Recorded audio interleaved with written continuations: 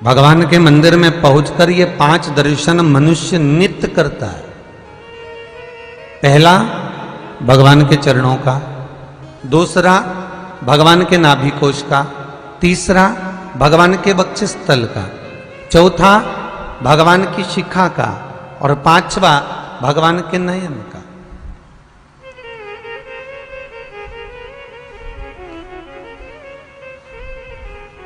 सबसे पहला दर्शन जब हम भगवान के मंदिर में पहुंचकर जाकर करें तो वो भगवान के चरण होना चाहिए।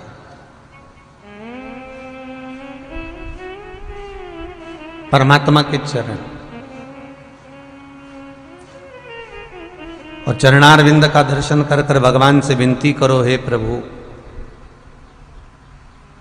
तन कहीं पर भी रहे, ये शरीर कहीं पर भी रहे, पर मन आपके चरणों में सदा रमा रहे, ऐसी कृपा कर।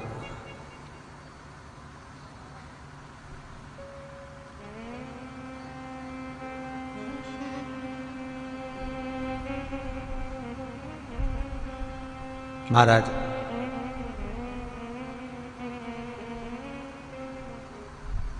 भगवान के चरणारविंद में जब ये मन लगा रहेगा, भगवान के चरणों में ये चित्त रमा रहेगा, तो ये चित्त वृत्ति कहीं भटकेगी नहीं।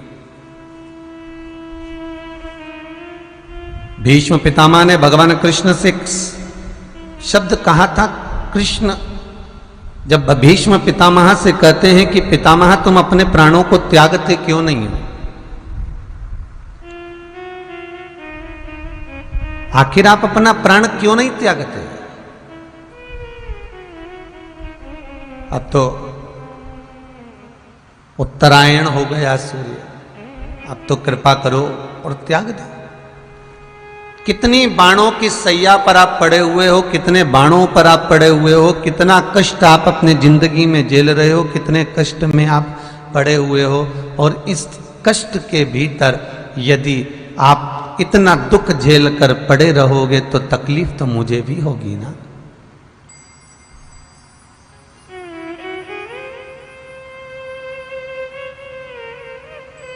दुख तो मुझे भी होगा। आपसे निवेदन है, आप इस शरीर को त्यागो।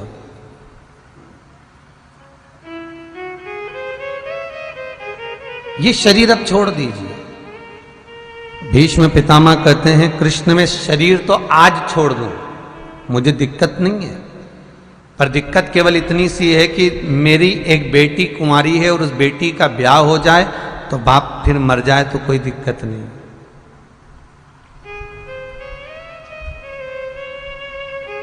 घर में अगर बेटी कुंवारी बैठी रहे तो पुराने समय में तो माँ बाप तीर्थ करने भी नहीं जाते थे।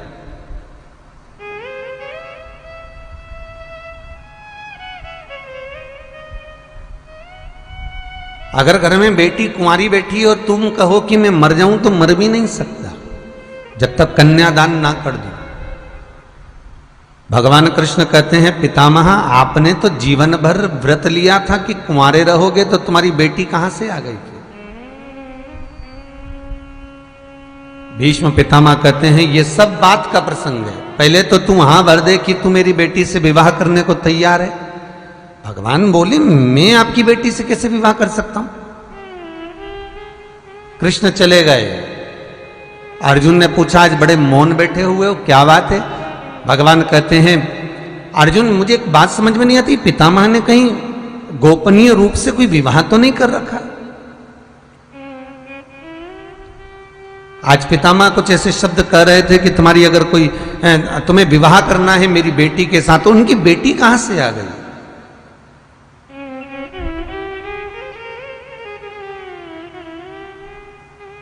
अर्जुन कहते हैं नहीं कृष्ण, पितामह की कोई बेटी नहीं है, हम जानते हैं, हम पहचानते हैं। एक काम करो कृष्ण, आप हां भर दो विवाह के लिए। भगवान कृष्ण कहने लगे लड़की देखी नहीं और विवाह के लिए हां भर दो। अर्जुन कहते हैं इतनी सारी से शादी करी, कौन सी को देख कर आए थे? रुक्मणी को भगा कर लिया है, जामंती गिफ्ट में मिल गई, सतभामा भी मिल गई। कितनी मिली? 16,108 रानियां, ये सब मिली तो सरी ना तुमको, तुमने किसको देखा था? हाँ वरदो।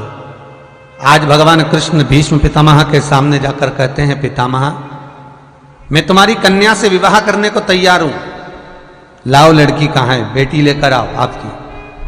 पितामह कहते हैं बाद में मुकर मत जाना। नहीं नहीं नहीं मुकरूंगा, आप बताओ आपकी बेटी है कहां। भीष्म पितामह कहते हैं, कृष्ण मरने से पहले मैं अपनी बुद्धि रूपी बेटी का विवाह तेरे साथ में करना चाहता हूं। अपनी बुद्धि रूपी बेटी मैं तुझे ब्याहना चाहता हूं। क्यों? मृत्यु की सैया पर सोने से पहले, प्राण छूटने से पहले अपनी बुद्धि, अपना चित्त, अपनी वृत्ति भगवान को दे दो।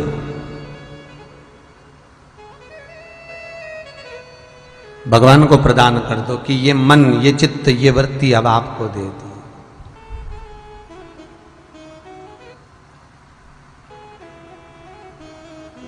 महाराज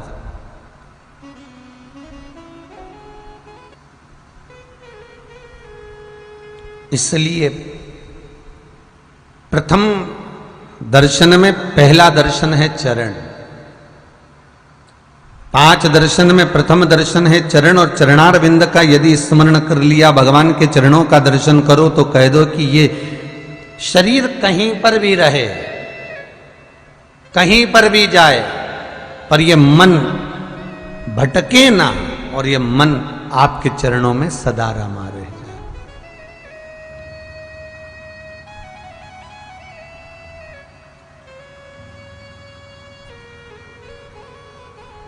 कहीं दूसरी जगह ये चित्त जाए ना। आज और कई श्रोता तो ऐसे हो गए हैं कथा सुनने वाले कि जो ठीक 2 बजती है उसके 5 मिनट पहले, 10 मिनट पहले टीवी चालू कर बैठ जाते हैं। उनके चित्त, कई बच्चे कहते हैं मम्मी कितनी बार सुनेगी, पापा कितनी बार सुनोगे, दादा कितनी बार सुनोगे, कितनी बार, सावन से चल रही है और भादो आ गया आधा, इतनी सुन ली, कितनी बार सुनोगे। बहुत ध्यान देना, उदर की तृप्ति के लिए भोजन जरूरी है तो आत्मा की तृप्ति के लिए शिव महापुराण जरूरी है।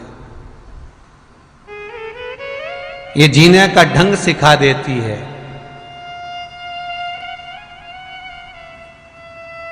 राम कथा जीना सिखाती है, कृष्ण कथा मरना सिखाती है, शिव महापुराण आपकी जिंदगी को सुखमय कैसे बनाना है ये शिव महापुराण सिखा देती है। आपका जीवन सुखमय कैसे हो।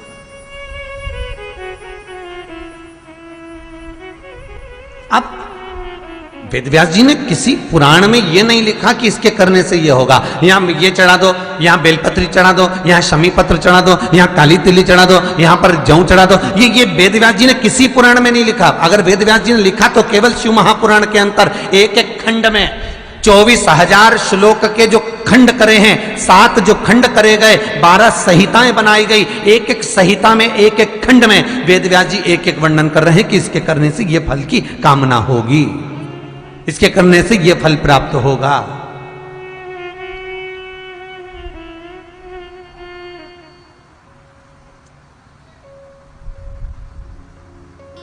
क्यों?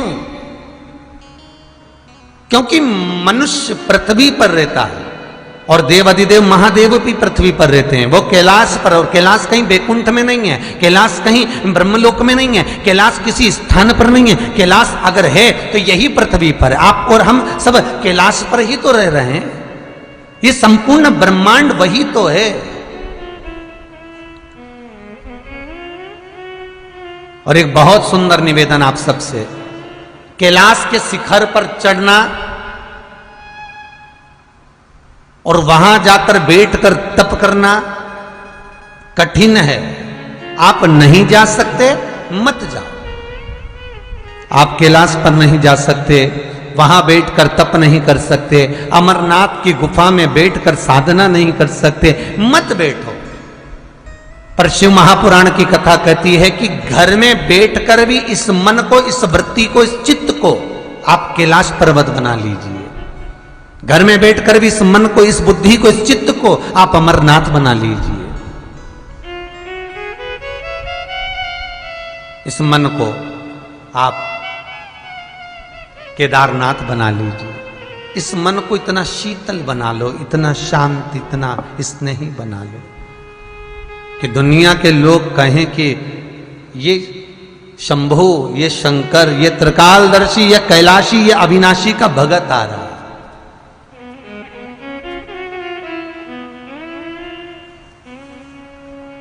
जब उज्जैन में 84 महादेव की कथा हुई थी, उज्जैन में 84 महादेव की यात्रा रखी थी, तो कथा के जो पंडित जी थे, श्री राम जी शर्मा,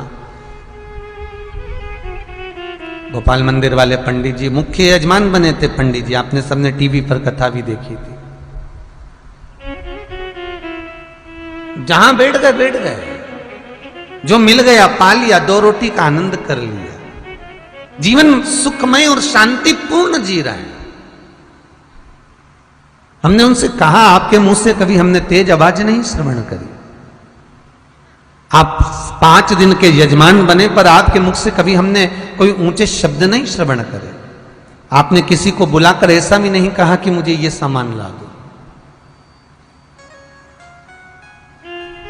ये गरिमा, ये शीतलता कहां से लाए हो?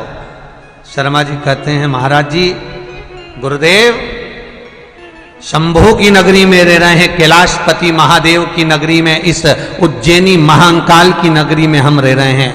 अगर हमारा महाकाल बाबा मौन होकर चित्त वृत्ति को धारण कर कर शांत मुद्रा में अगर बैठकर साधना कर सकता है, मौन रह सकता है, उसकी मस्ती में रह सकता है, उसके मस्तक पर जब गंगा विराजमान हो, गले में विष भरा हुआ हो, ऐसा मेरा कालों का काल महाकाल जब अपनी सुंदर भाव से यहां निवास कर सकता है, तो फिर हम क्यों ना शांत रह सके, हम क्यों ना धीरवान रह सके, हम क्यों ना स्नेही रह सके।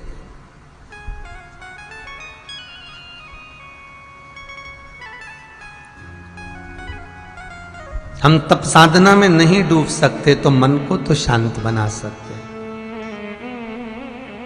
कपिल देव जी महाराज अपनी माता देवहूति को ज्ञान देते हैं। आज माता देवहूति ने कपिल देव जी महाराज से आकर कहा,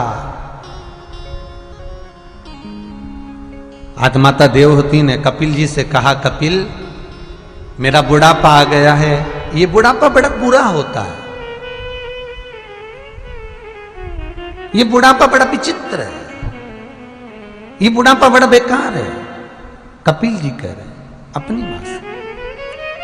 माता देवहूति कपिल जी से कह रही है बुढ़ापा बेकार है, माता देवहूति कपिल जी से कह रही है कि यह अवस्था बेकार है। पर कपिल देव जी महाराज ने थोड़ी देर तक माता के शब्द सुने और माता के शब्द सुनकर माता देवहूति से कपिल देव जी महाराज कहते हैं, मां तू कहती है बुढ़ापा बेकार है, तू कहती है ये अवस्था बुरी है, तू कहती है ये अवस्था बेकार है। कपिल देव जी कहते हैं, मां बुढ़ापे जैसा तो सुख जीवन में कहीं नहीं मिल सकता,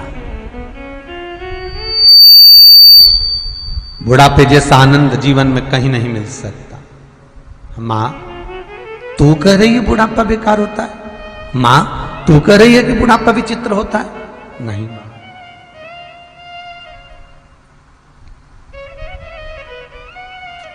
माता देवहूति बोली, रे कपिल सुन, बुढ़ापे में 2 कदम चला नहीं जाता, घुटने इतने दर्द करते हैं, पांव इतने दुखते हैं, इतने चरणों में दुख होता है, इतना तकलीफ होती है कि चला नहीं जाता।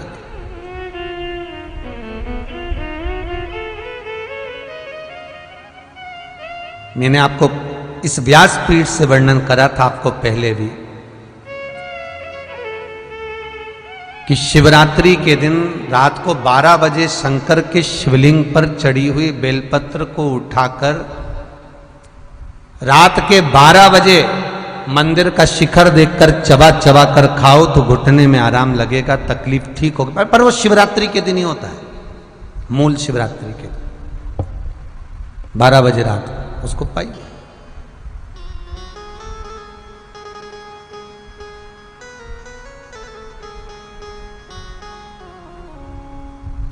महाराज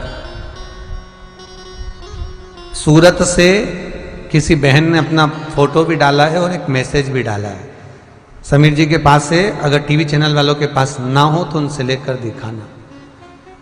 उसने मैसेज में लिखा है कि डॉक्टर ने मेरे घुटने बदलने का बोला था, पर कहीं शंकर की कथा श्रवण करने को मिल गई। मैंने बस नेट पर डॉक्टर का एड्रेस निकाल रही थी और उसमें मैंने डाल दिया था कि घुटने का दर्द के लिए वो डॉक्टर का एड्रेस निकाल रही थी, और कहीं उसको कथा मिल गई और वो कथा का स्मरण उसने कर लिया। उसका फोटो भी आया है महिला का मैसेज, और उसने लिखकर भेजा है कि मेरे घुटने आज तक मुझे तकलीफ नहीं। ये विश्वास,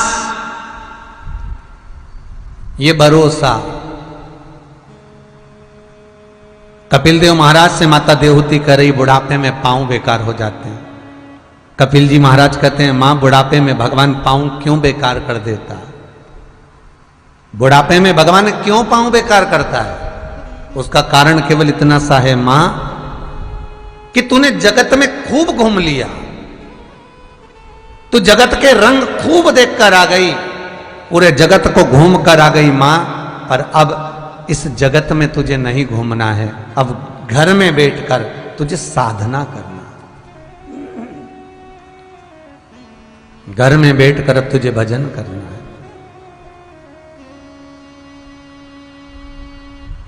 कपिल देव से मां देवहूति कहती है, नैनों से दिखाई नहीं देता बुढ़ापे में। कपिल जी महाराज कहते हैं, मां बुढ़ापे में दिखाई नहीं देता। भगवान कहता है, जगत को खूब देख लिया, भीतर से मुझे देख ले। बुढ़ापे में सुनाई नहीं देता। कपिल जी महाराज माता देवहूति से कहते हैं, मां जगत की बहुत सुन ली, अब परमात्मा की सुन ले। देवहूति कहती है, कपिल, बुढ़ापे में हाथ थर थर कांपते हैं। कपिल जी महाराज कहते हैं, मां, बुढ़ापे का सबसे बड़ा लाभ ही ये है, जब माला जपने के लिए बैठो और मन का जब गिरे, हाथ थर थर कांपे, तो एक की जगह दो गिर जाए, तो भगवान कहते हैं बुढ़ापे में एक की जगह दो का पुण्य फल प्राप्त हो जाता।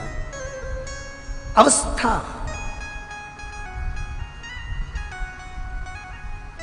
बुढ़ापा बेकार नहीं है। बुढ़ापे का परम आभूषण क्या है? क्या होगा तुम्हारे पास में कि तुम्हारे परिवार वाले तुम्हें पूछ लेंगे? क्या होगा तुम्हारे पास में कि तुम्हारे रिश्तेदार भी तुम्हें पूछ लेंगे? क्या होगा तुम्हारे पास में कि तुम्हारे बेटा बहू तुमको दो रोटी दे देंगे?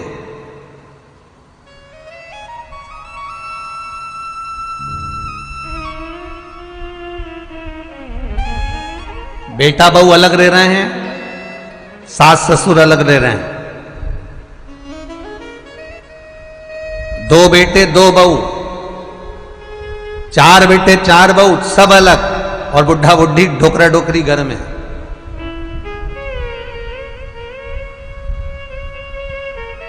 इसमें केवल बहू और बेटे का दोष नहीं होता, आपकी वाणी का भी दोष है।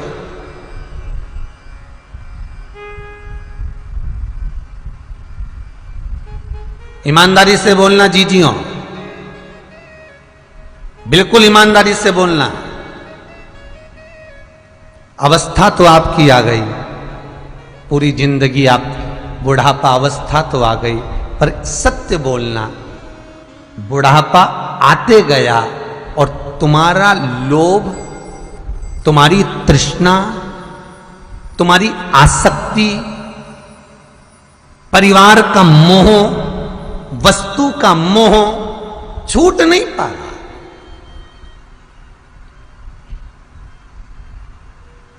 ये छूट नहीं रहा।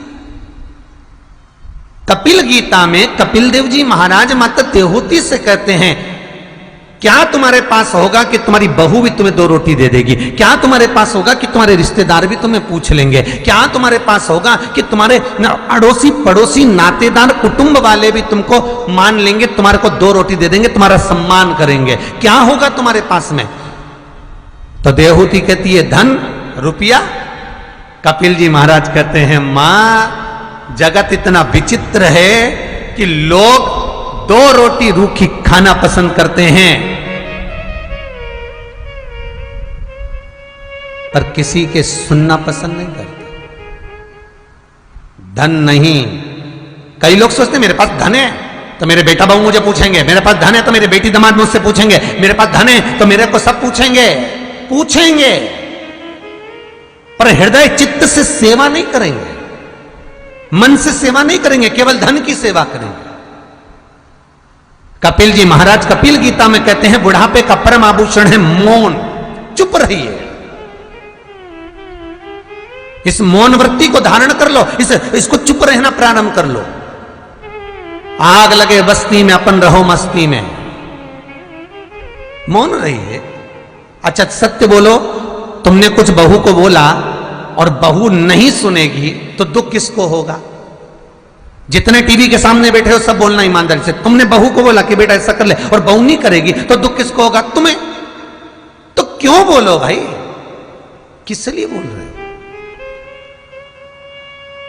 मैं तो चली वृंदावन राणा, मेरे तो भाग जगे, तेरे महलों में आग लगे। वो 2 रोटी का आटा रोटी बना बना कर फेंक रही है, तुम कह रहे हो काय को फेंक रही है? तेरे पिता के यहां से लेके आई, तेरे बाप के यहां से लेके आई, तुमने कह दिया। उसने कुछ फेंका, तुमने कह दिया। सब्जी फेंकी, तुमने कह दिया। बार बार कह रहे हो, बार बार कह रहे हो, वो नहीं मान रही। तो एक काम करो ना, 2 रोटी ज्यादा बनवा के तुम फेंको, तुम दो गाय को, तुम कुत्ते को 2 रोटी दो, तुम गौ माता को 2 रोटी दो। तब बहू को लगेगा कि मैं तो बना बना के थके जा रही और डोकरी उठाए और गाय को दिया रही। हम बदलेंगे, युग बदलेगा। हम सुधरेंगे, युग सुधरेगा। जब तक तुम छोड़ोगी नहीं तब तक बहू जोड़ेगी नहीं। जब तक तुम जोड़ोगे बहू छोड़ेगी। और जिस दिन तुमने छोड़ना चालू करा, आज शिव पुराण में मेरे को ये दान करना है, गौ माता के लिए मुझे ये दान करना है, तो बेटे और बहू को लगेगा डोकरी तो लुटाई जा रही। और अभी तक तुम पार्टी में देखकर आए, तुम इसमें देखकर आए, तुम वो क्षुब्धता थी तुम्हारी।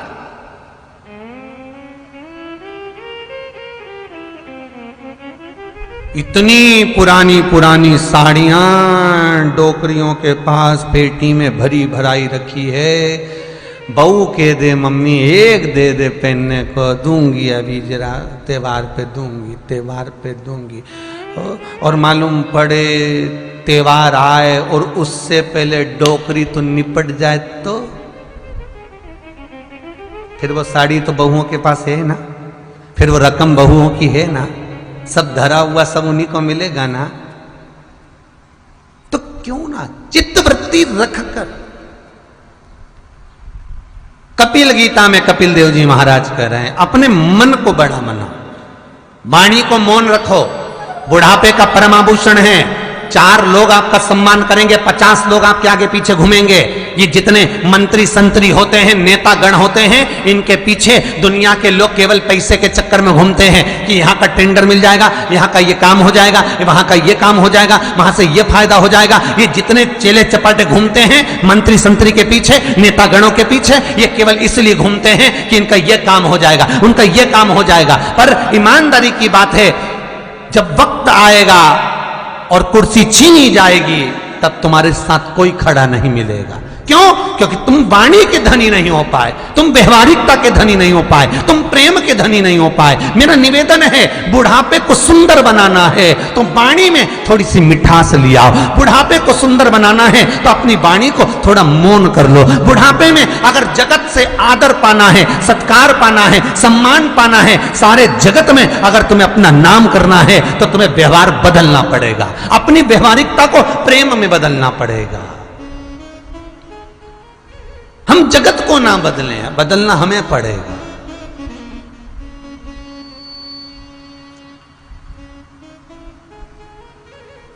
बदलना हमको, और नहीं तो यहीं सब धरा रह जाना। मकान, जमीन, जायदाद, घर, बंगला, प्रॉपर्टी सब बनाया, सब छूट जाना, सब।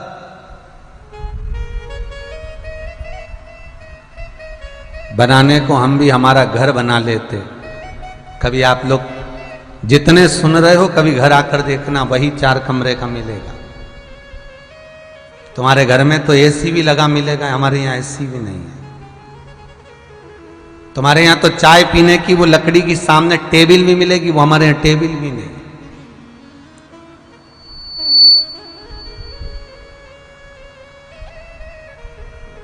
तुम्हारे यहाँ जगत का सुख होगा, कभी घर आकर देखना, सुख नहीं मिलने वाला। 4 मेहमान आ जाते हैं तो पहले सोचना पड़ता है कि इनको कहां सुलाना है, कहां बिठाना है।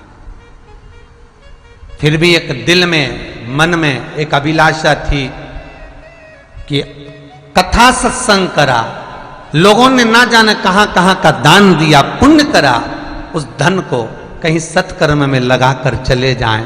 हमें भी जाना है, जगत को भी जाना है, कम से कम भगवान यहाँ विराजमान हो जाएंगे, परमात्मा रह जाएंगे। 2 लोग जाकर 1 लोटा पानी भी चढ़ाएंगे, गौ माता की सेवा भी करेंगे, वृद्धजन की चाकरी भी करेंगे, तो उसका पुण्य जरूर, अगर हम चले भी गए तो हमारे खाते में थोड़ा सा तो मिल जाएगा, थोड़ा सा तो मिल जाएगा, वो पुण्य प्राप्त। हम भी बना लेते बंगला, हम भी ले लेते गाड़ियां, हम भी लगा लेते ढेर संपदा का, पर नहीं। कुबेरेश्वर महादेव कुबेर भंडारी ये जंगल में आकर मंगल कर दे। गौ माता जो जगत में भटक रही है, जो एक एक अन्न के दाने के लिए तरस रही है, जहां भारत की भूमि पर पृथ्वी को गौ माता के चारे के लिए छोड़ा जाता था, वहां भी लोगों ने कब्जा कर कर अपना अपना भवन बना लिया। गौ माता के खाने के लिए कहीं जगह ना बची तो पूरे शहरों में रोड के किनारे गौ माता पॉलीथीन खा रही है। वो गौ माता नैनों से केवल आंसू बहाती है, उसके अश्रु दिखते हैं पर बोल नहीं पाती है कि मैं भूख से बिलख रही हूं, मैं पानी के लिए तरस रही हूं, मेरे पास में बारिश होने पर भी छुपने की जगह नहीं है। मैं बारिश में किसी के ओटले पर चढ़ जाती हूं तो लोग डंडा मारकर भगा देते हैं। मैं बरसते पानी में कहीं रुकती हूं तो लोग मुझे मार के भगा देते हैं। ठंड लगती है तो मैं दुबकने के लिए किसी की दुकान में, किसी की गुमठी में चिपक कर खड़ी हो जाती हूं, लोग भगा देते हैं। वो गौ माता जो जगत में हंकारी जा रही है, भगाई जा रही है, मन करा कि इस ना बोलने वाले जीव को, ये बोल नहीं पाता है, जिसमें देवता निवास करते हैं, उसके लिए एक सुंदर सी गौशाला बन जाए तो वहां रहें। जो बुजुर्ग लोग बच्चों के द्वारा सताए जाने पर एक एक रोटी के लिए तरसते हैं, शाम तक भोजन नहीं मिलता, बहुएं आएंगी ऑफिस से रोटी बनाएंगी तब मिलेगा, मालूम पड़े बहू बेटा होटल में खाकर आ जाते हैं, बूढ़े माँ बाप कमरे में इंतजार करते रह जाते हैं, आएगी बहू चाय बना कर देगी, आएगी बहू भोजन बना कर देगी, खटिया पर पड़े हैं एक एक दवाई के लिए तरसते हैं। ऐसे बुजुर्गों के लिए शायद वृद्धाश्रम बनाकर 4 लोग भी रहकर आराम कर लेंगे तो मुझे उम्मीद है कि वो सुख आनंद में अगर चला भी गया तो प्राप्त जरूर होगा। ये अभिलाषा है, इनके लिए कर दो। पूत सपूत तो की धन संचय, पूत कपूत तो की धन संचय। बेटा सपूत होगा खुद जोड़ लेगा, बेटा कपूत होगा तो सब बर्बाद कर देगा, जोड़ कर भी जाओगे। आप लोगों ने जो 500, 1000, 2000, 5000, 10,000 जो दान किया, आपके मन में संतुष्टि तो है कम से कम कि हमने करा तो वो सही जगह लगा, अच्छा लगा। इस अवस्था को सुधारो। कपिल जी महाराज माता देवहूति से कहते हैं बुढ़ापा विचित्र, बुढ़ापा बेकार नहीं है, बुढ़ापे को संवारना है। जगत में क्यों बोल रहे हो? बहन आ गई तो उससे कह दिया मेरी बहू ऐसी है, मेरा बेटा ऐसा है। बेटियों को फोन लगा के बोल रहा है मेरी बहू ऐसी, मेरा बेटा ऐसा। नाते रिश्ते वालों को फोन लगा के बोल रहा है मेरी बहू ऐसा, मेरा बेटा ऐसा। तो कौन सी मौसी आकर कुछ कर देगी, कौन सी बेटी आकर कुछ कर देगी, कौन सी बुआ आकर कुछ कर देगी? कोई कुछ नहीं कर सकता। ये सास, ये ससुर, ये बहू, ये बेटा संवरना तुमको है।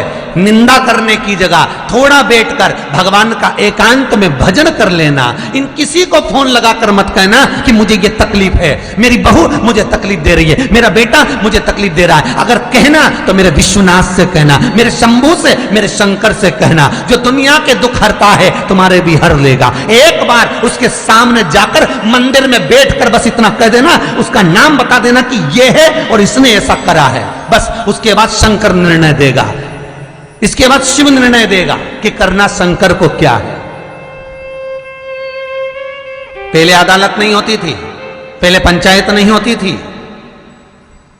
पहले ना अदालत थी ना पंचायत थी, ना कहीं बैठक होती थी निर्णय लेने के लिए।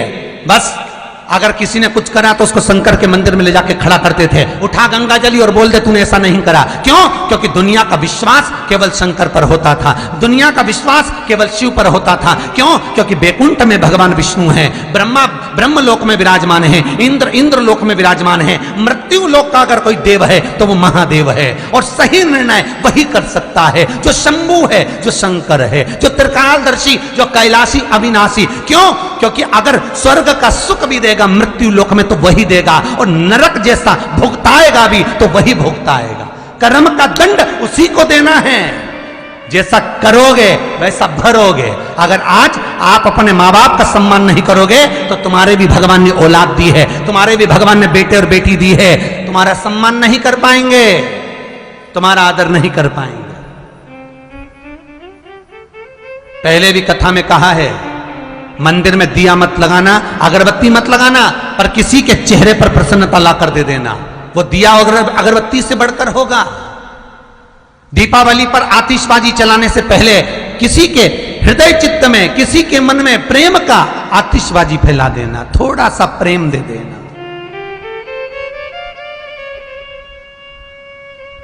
थोड़ा सा नहीं बनाते हम भी वृद्धाश्रम। एक बार कथा करने के लिए गए महाराष्ट्र के एक क्षेत्र में, एक बार कथा करने गए थे उज्जैन में। ये जो 84 महादेव की कथा हुई, ये तो अभी हुई अगले साल। इससे पहले उज्जैन में महेश्वरी महिला मंडल द्वारा गोला मंडी महेश्वरी धर्मशाला में 18 साल पहले कथा करी थी। उस कथा में एक बुढ़िया आकर वहां सामने बैठ गई थी, बिल्कुल पीछे गेट पर रो रही है, बिलख रही है। कथा पूरी हो गई। हमने माताजी से उठकर पूछा, माँ, हम उसी गोला मंडी में ऊपर ठहरे हुए थे, माँ एक बात तो बताओ माँ, कि माता हमारी कथा में आज हमने रोने का कोई प्रसंग नहीं कहा, कोई रुदन का कोई वाक्य नहीं कहा, माँ फिर आप क्यों रो रही हो? गले लगी, रोने लगी। महाराज, मेरा बेटा उज्जैन महाकाल का दर्शन कराने मुझे छतरपुर से लेकर आया था। छतरपुर से लेकर आया था, और मेरा बेटा छतरपुर के पास कोई गांव बताया, वहां से लेकर मुझे यहां आया, और उज्जैन दर्शन कराने बहू बेटा लेकर आए, दर्शन कराया, स्टेशन पर लेके आए। हमसे कहा कि ट्रेन अभी आधा घंटा लेट है, कुर्सी पर बिठा दिया एक जगह पर। बहू बेटा अपने बच्चे को लेकर मेरे सामने ट्रेन पर चढ़कर घर चले गए, मुझे उज्जैन के स्टेशन पर छोड़ गए। हम नहीं बनाते ये वृद्धाश्रम। मेरे बेटे मुझे मां छोड़ गए, रोती बिलकती में सब दूर पूछती पूछती यहां आ गई, गुरुदेव मैं कहां जाऊं? हमने उस और उज्जैन की महेश्वरी समाज को पूछना, महिला मंडल को इकट्ठा कर कर कहा कि इस माता जी की व्यवस्था करना है, भागवत पर कोई साड़ी चढ़ी हो, चढ़ावा चढ़ा हो, सब इसको दे दो, शिव महापुराण पर जो चढ़ा है सब दो इसको, और इसको कहीं पहुंचाने का प्रयास करिए। तब वृद्धाश्रम वालों के पास सूचना करी, तब वृद्धाश्रम से कोई आया, इनसे पूरा एड्रेस वगैरह लिया, तो इनके बेटे का नाम लिखाना था, तो वहां आज भी हमारा नाम चढ़ा होगा, प्रदीप मिश्रा, सीहोर वाला, वहां आज भी नाम चढ़ा होगा। कि इनके बेटे की जगह हमारा नाम लिख लो, परंतु इनको रख लो, रखो इनको, ये पाए रहें अपनी जिंदगी। गुरुदेव, मैं बच्चों के पास ना जाऊं? जब तुम्हारा बेटा तुम्हें जीते जी शमशान छोड़ गया, जहां शिव है वहां शमशान है, तो मरने के बाद कौन ना मानेगा? छोड़ गया, छोड़ गया, रख दो। ना बनाते हम वृद्धाश्रम। एक बार हम महाराष्ट्र कथा करने गए, महाराष्ट्र झंडा वंदन करने के लिए बुलाया गया। हम गए झंडा वंदन करने के लिए, तो एक बुढ़िया चपरासन जो झाड़ू पोछा करती थी उस प्राइवेट स्कूल में, रो रही है, आंख से आंसू बह रहे और झाड़ू लगा रही। ध्यान गया, पूछ लिया झंडा वंदन के बाद, क्या बात है, आज क्यों रो रही? मेरी पीठ जल गई गुरुदेव, पीठ जल गई। देखा, साड़ी हटाकर उसने अपनी बूढ़ी मां ने जब पीठ दिखाई तो पूरी पीठ पर छाले पड़े हुए थे। स्कूल वालों से कहा जरा मलहम वगैरह बुलवाओ, लगाओ। क्या हो गया? मेरी बच्ची, मेरी बहू हॉस्पिटल में सिस्टर है। अच्छा, बेटा भी मेरा सरकारी नौकरी में। अच्छा, तो फिर मुझे स्कूल जल्दी आना था, उसको हॉस्पिटल जल्दी जाना था, गर्म पानी रखा था, मैंने सोचा मेरी बहू ने मेरे लिए रखा है, मैंने वो पानी से नहा लिया, तो बहू ने दूसरा पानी गर्म करके मेरी पीठ पे डाल दिया।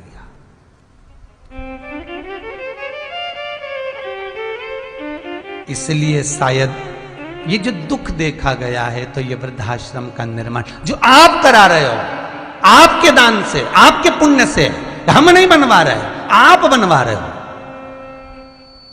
ये बना दिया, जो आए सो रहे, भजन करे चित्त धरे।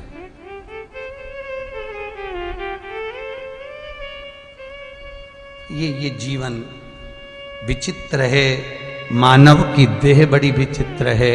कपिल देव जी का प्रसंग याद रखना, जीवन में एक बार मौका मिले तो कपिल गीता को पढ़ना, कि कपिल देव जी महाराज अपनी माता देहूति से कहते हैं, मां जगत को मत बदलना तू, मां देहूति अगर बदलना तो अपने आप को बदल लेना मां। क्यों? क्योंकि जगत बढ़ता चले जा रहा है। ये जगत के लोग ये सोचते हैं तुम दिन भर बड़बड़ करोगे तो लोग सोचेंगे पागल हो गई है, तुम दिन भर बोलोगे तो कहेंगे कि इनकी तो टॉर्चर करने की आदत हो गई है, तुम रोज रोज कुछ बोलोगे तो लोग हस्तक्षेप करेंगे।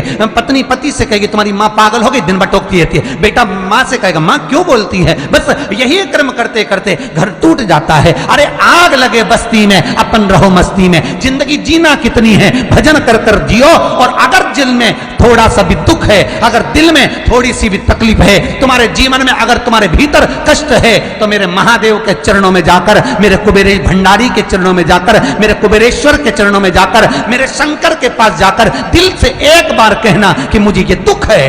हरेगा दुख तो वही हरेगा, किसी की सामर्थ्यता नहीं हरने की, वो हर सकता है। उससे बोलो तो, उससे कहो तो।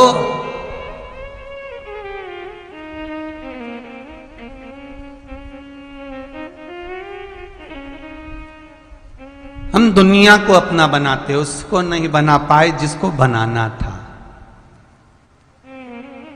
आशा लगाकर बैठे थे कि ये लोग मुझे अच्छा साथ देंगे, साथ नहीं। क्यों आशा लगाते हो जगत से? तुमने कभी शंकर से आशा लगाई है? कभी शिव से आशा लगाई है?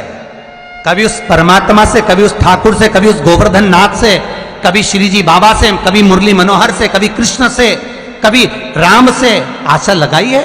एक बार आशा लगाकर देखना उस भोलेनाथ से, एक बार आशा लगाकर देखना उस शंभू से, वो टूटने नहीं देगा। जगत भले तोड़ दे तुम्हारी आशा को, पर शिव नहीं तोड़ेगा। ये मेरा विश्वास है इस कथा के प्रति, शंभू के प्रति।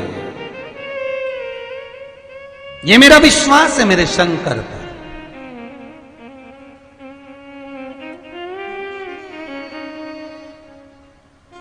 ये विश्वास।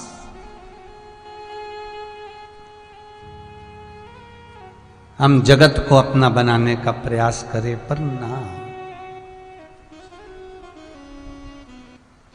वावारी दुनिया मतलब की, दुनिया में किसी का कोई नहीं। प्रेम, वाणी में मिठास और आपका स्नेह जगत को जीत सकता है, जगत को जीत लेगा। सोना चांदी हीरा पन्ना धन दौलत कपड़े लत्ते जगत नहीं जीत सकते, जगत नहीं जीत सकते।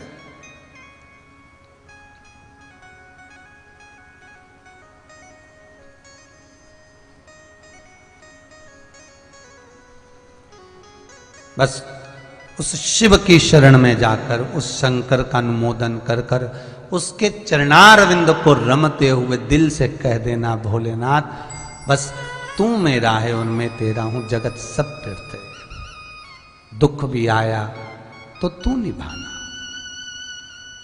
अमरावती के रहने वाली वो काशीबाई, जिसके पास में इतने छोटे पीतल के गणेश जी थे, केवल एक उंगली की ये कटार के बराबर,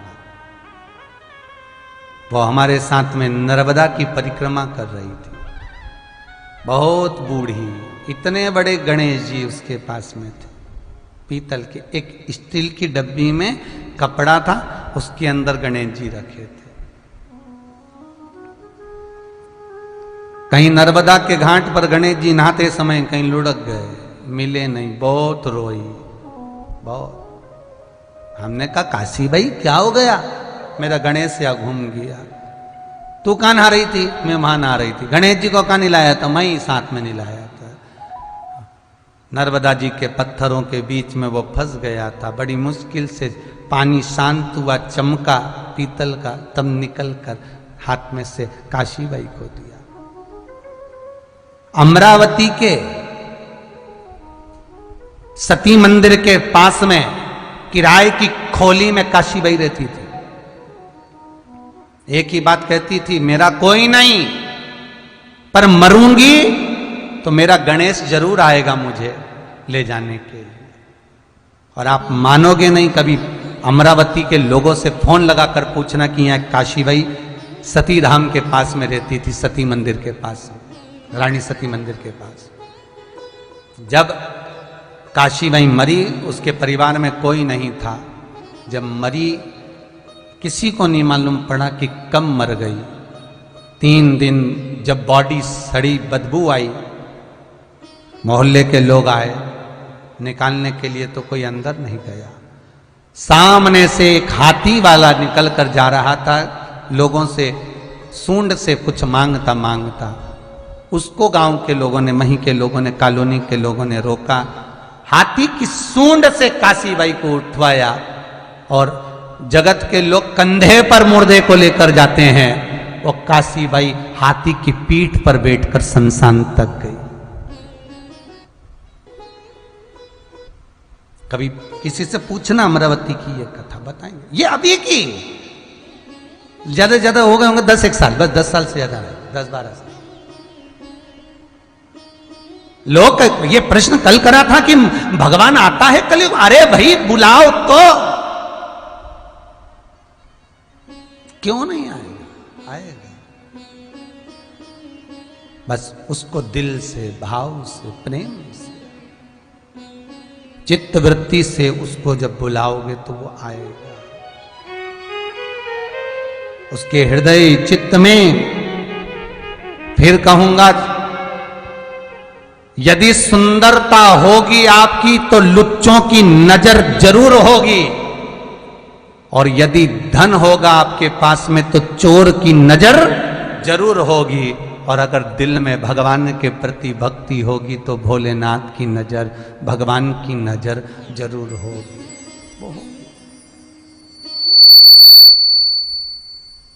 दिल से पुकारोगे, भाव से नमन करोगे, दिल से बुलाओगे, और जब भाव से, दिल से जब उसको पुकारोगे तो वो आएगा।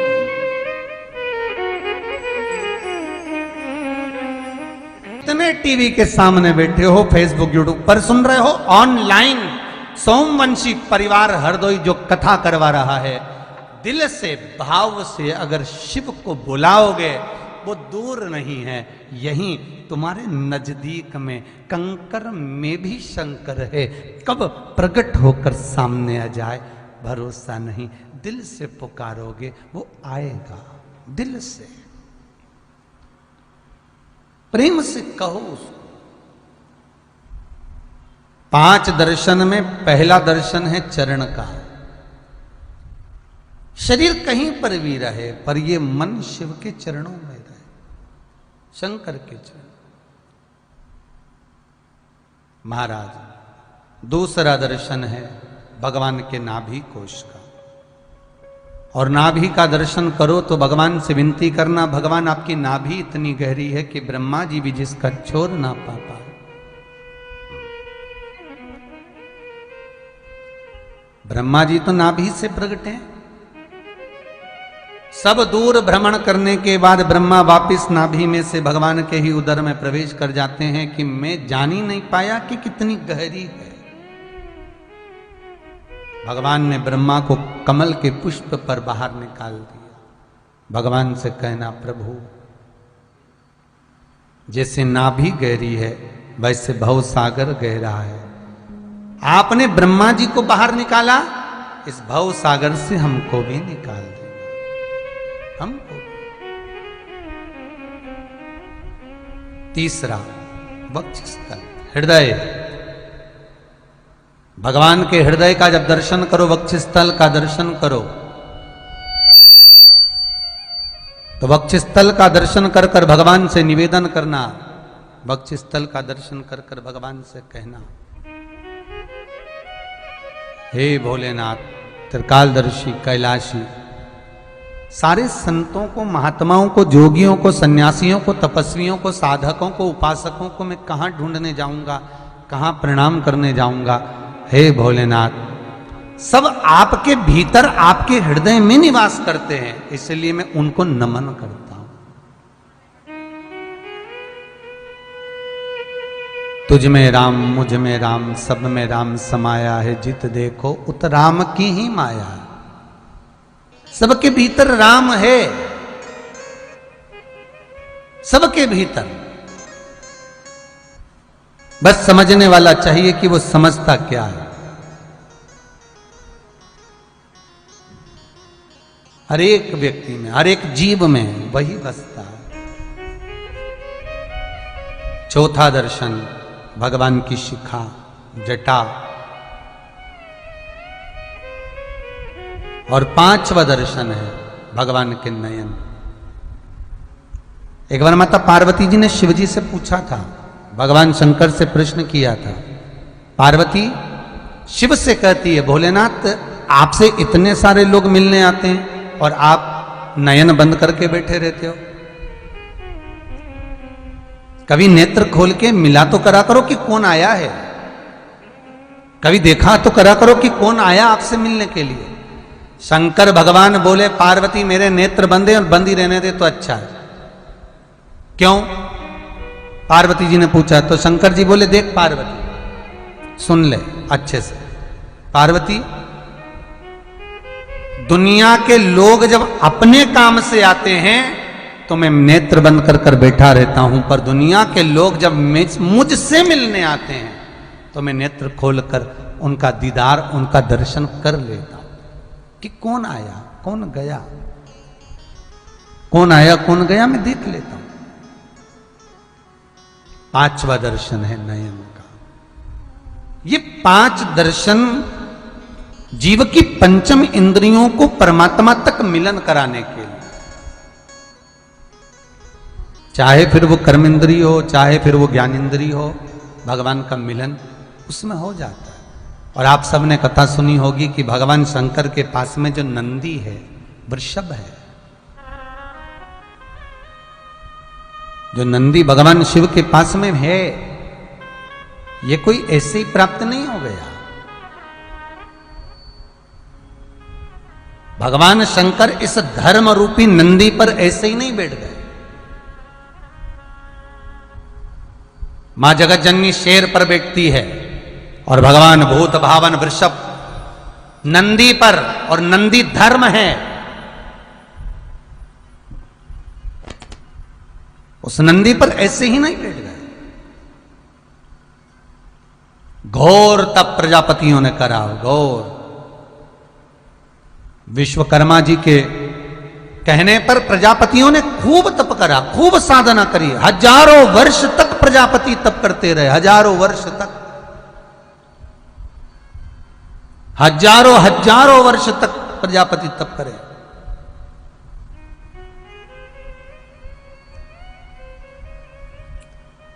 एक बहुत सुंदर बात कहेंगे, श्री गणेश चरित्र शिव महापुराण में आप जो श्रवण कर रहे हो उसमें ध्यान देना।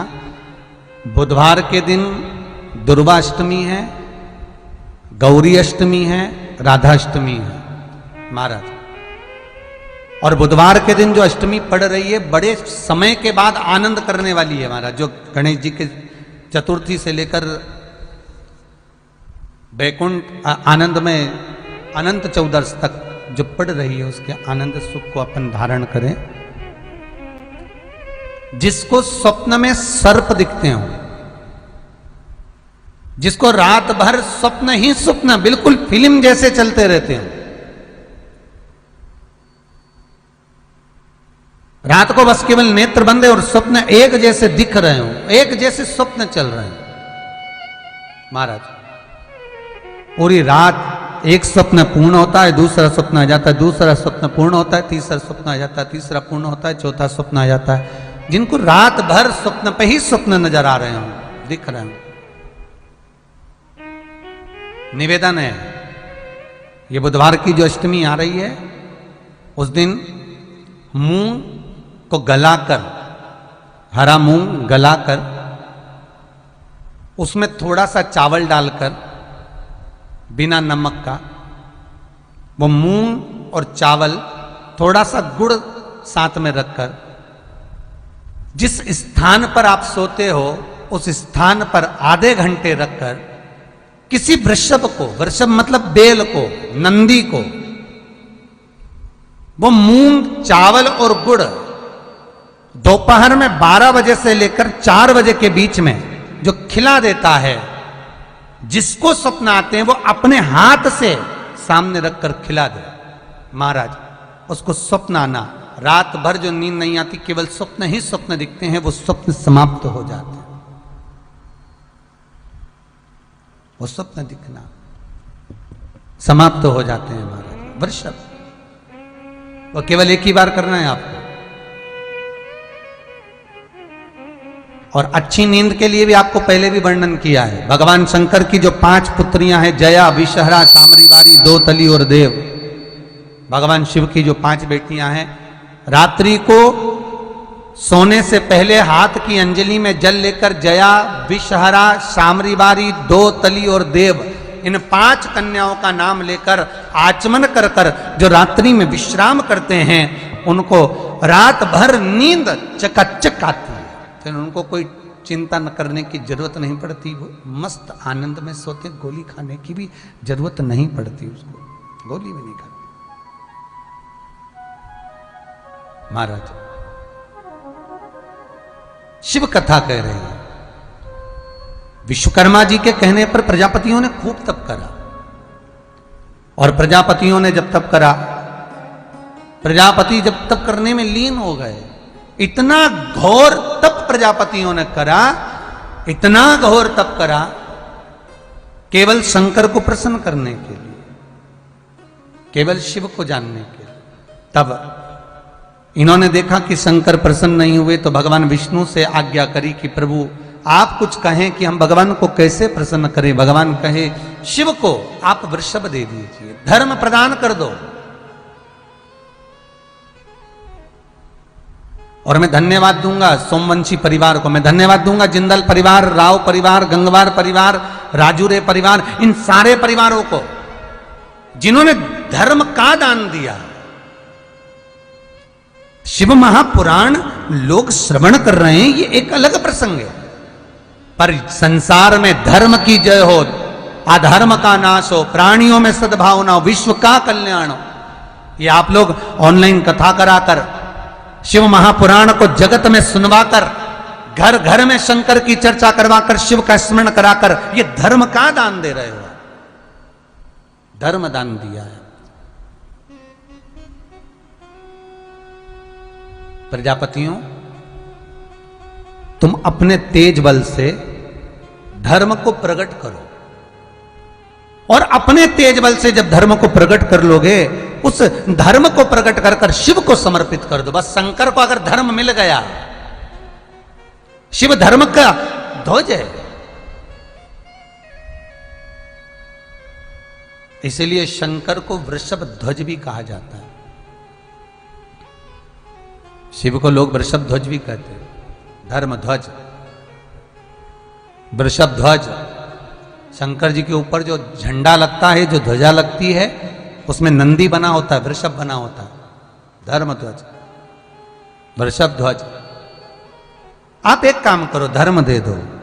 प्रजापतियों ने जितना पुण्य करा था, प्रजापतियों ने जितना दान करा था, प्रजापतियों ने जितना सत्कर्म करा था, प्रजापतियों ने जितना नाम स्मरण करा था, प्रजापतियों ने जितना यज्ञ करा था, प्रजापतियों ने जितना अनुष्ठान करा था, अपने सारे धर्म को प्रजापतियों ने एकाग्रित करा और एक नंदी का स्वरूप बनाकर, वो नंदी प्रजापतियों ने जिसको अपने तेज बल से प्रकट किया था, वो शिव को समर्पित करा। तो शंकर भगवान वृषभ ध्वज हो गए। शिव के पास में जो जो चीजें हैं वो तप साधना की।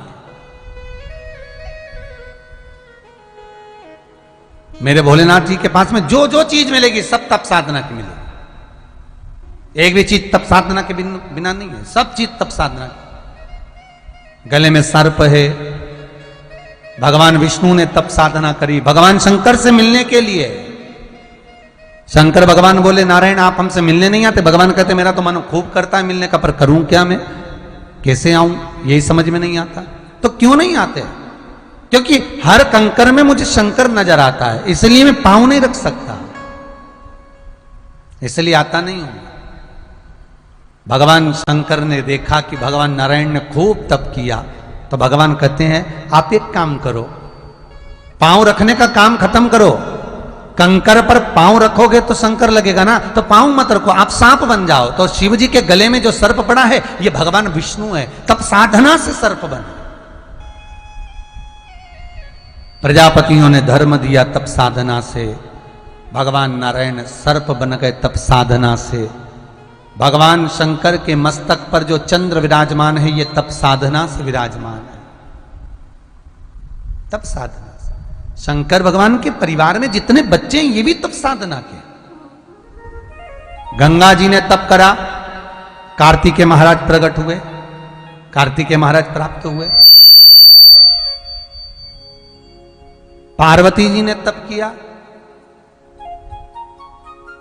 माता पार्वती तप करी, तब अशोक सुंदरी प्राप्त हुई।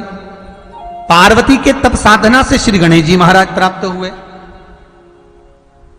और शंकर भगवान जो गंगा के जल में बैठकर एकाग्र चित्त होकर जो तप साधना करते हैं, शंकर भगवान जो तप साधना में गंगा के जल में विराजमान होकर तप साधना कर रहे हैं, वो भोलेनाथ जी की तप साधना से भगवान शंकर के शरीर से 5 कन्या जन्मी, जया, विषहरा, शामरी, बारी, दो तली और दे। ये 5 ये तप साधना से प्राप्त है। भगवान के जितने पुत्र, भगवान की जितनी पुत्रियां, भगवान के पास जो जो है, ये तप साधना का ही फल है। और निवेदन है, आप जितना भजन कर रहे हैं, आप जितना पुण्य कर रहे हैं, आप जितना सत्कर्म कर रहे हैं, ये आपके तप साधना का ही फल है। पूर्व समय में जो आप दान कर कर आए, पूर्व समय में जो आप पुण्य कर कर आए, पूर्व समय में जो आप तप कर कर आए, पूर्व समय में आपने जो पुण्य करा, उस पुण्य के फल अनुसार आपको उसका लाभ प्राप्त हो रहा है। जो आज आप डनलप के गद्दे पर हो, एसी के रूम में हो, खूब चकाचक भोजन कर रहे हो, ये शिव की कृपा। पूर्व समय का जो तुम कर्म कर कर आए हो, पूर्व समय का जो तुम बीज बो कर आए हो, बस उसी का फल आज आप पा रहे हो, उसी का।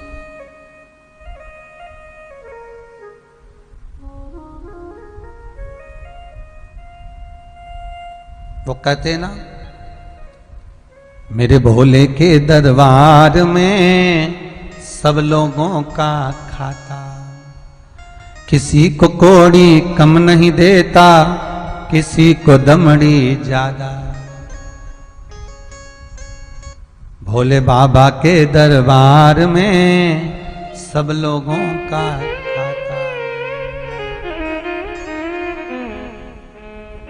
सबकी लेखनी उसके पास में लिखी हुई है, हर एक का हिसाब उसके पास जमा हुआ, वो देता है। आज श्री गणेश जी महाराज मां जगतजननी जगदम्बा के पास में आए।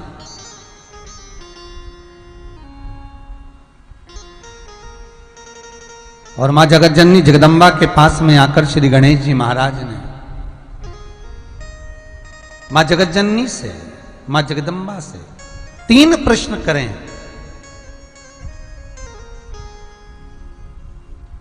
देवता और दानव,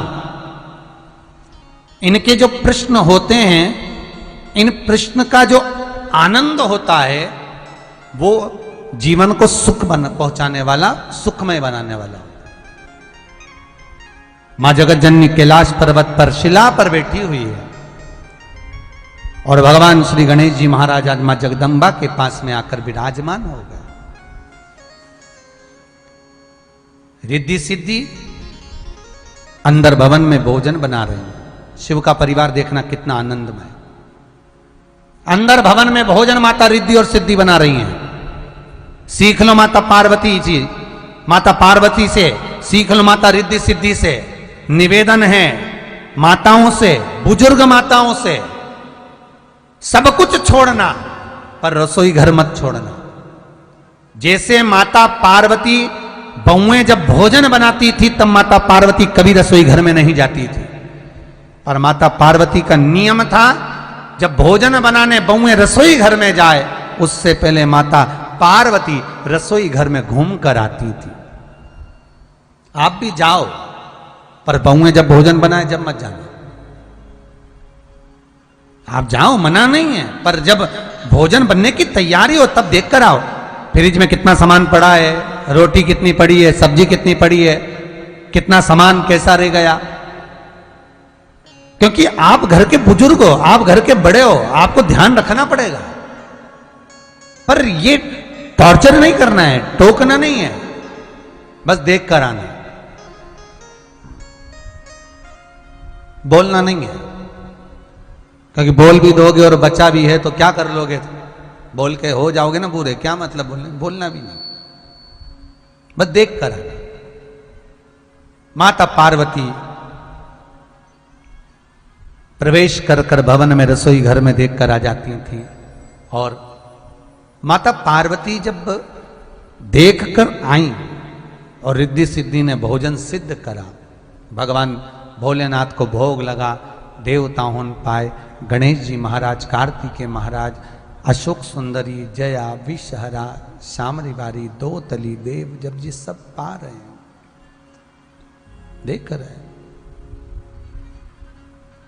गणेश जी महाराज पास में बैठकर मां जगतजननी जगदम्बा से, माता पार्वती से प्रश्न कर रहे हैं। पहला प्रश्न है श्री गणेश जी महाराज का मां जगतजननी से, मां जगदम्बा से, मां भवानी से।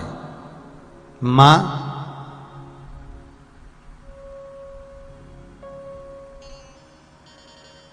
जब मनुष्य जन्म लेता है उस समय से लेकर मनुष्य के जब प्राण छूटते हैं उस बीच में मनुष्य क्या केवल पूर्व का कर्म का भोग ही भोगता है?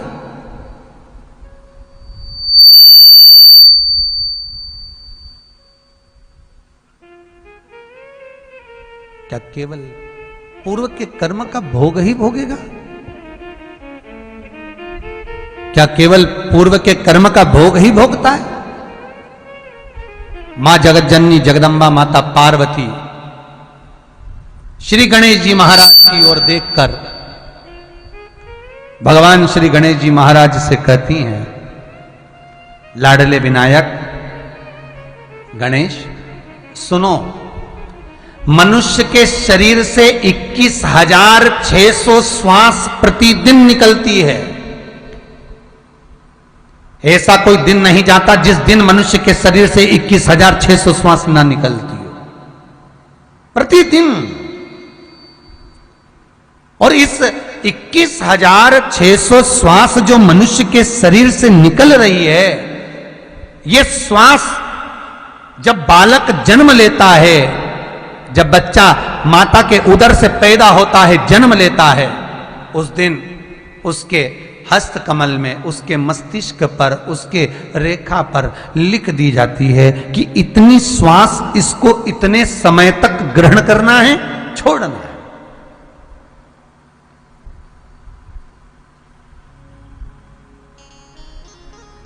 उस श्वास में व्यक्ति के जीवन का लेखन लिखा होता है। बहुत ध्यान से सुनना महाराज, गणेश चरित्र श्रवण कर रहे हो आप लोग, गणेश चरित्र सुन रहे हो।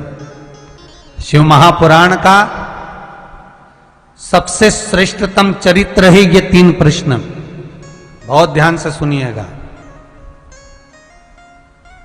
गणेश 21,600 श्वास जो मनुष्य के शरीर से निकल रही है, इन श्वास में बंटवारा हो जाता है। इन श्वास में कुछ बटा हुआ होता है, इन श्वास में कुछ बट जाता है कि कितनी श्वास किस चीज के लिए। 21,600 श्वास में से कुछ श्वास मनुष्य के शरीर में पूर्व का कर्म भोगने के लिए होती है, और 21,600 श्वास में से कुछ श्वास नया कर्म कर कर आगे का जीवन जो तुम्हारा होगा, तुम जिस योनि में जाओगे, जिस योनि में पड़ोगे, 84 लाख योनियों में फिर हमारे को पहुंचना है, फिर कर्म का दंड हमें भोगना है, उनको कैसे सुधार सकते हैं। तो 21,600 श्वास में से ये समझ लो आधी श्वास पूर्व का कर्म भोगने के लिए होती है। सुख मिल रहा है तो पूर्व का उस श्वास के बल पर, और आप भोग रहे हो तो श्वास के बल पर, और उसमें से आधी श्वास अपने कर्म को सुधारने के लिए, अपने कर्म को संवारने के लिए।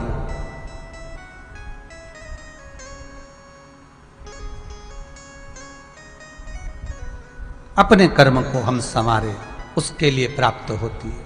तो सुनो गणेश, तुमने प्रश्न किया है कि जन्म से लेकर मृत्यु की सैया पर पड़े हुए मनुष्य की जो श्वास चलती है, उसमें वो अपने कर्म का भोग भोगता है।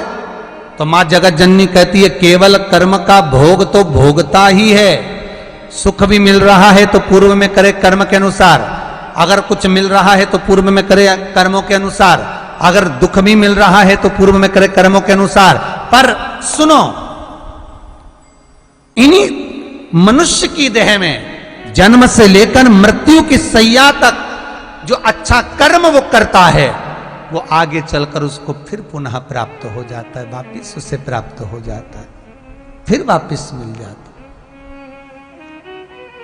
इसलिए मत बुरे कर्म कर बंदे, वरना पछताएगा। भगवान की आंखों से तू बच नहीं पाएगा, तू बच नहीं पाएगा। अरे ओ अज्ञानी मत कर नादानी, अरे ओ अज्ञानी मत कर नादानी। हमें अपना मार्ग सुलभ बनाना है, हमें अपना मार्ग प्रशस्त करना है, हमें अपना मार्ग श्रेष्ठतम बनाना है, हमें अपने मार्ग को अच्छा बनाना, श्रेष्ठ बनाना। दूसरा प्रश्न, श्री गणेश जी महाराज माता से कहते हैं, मां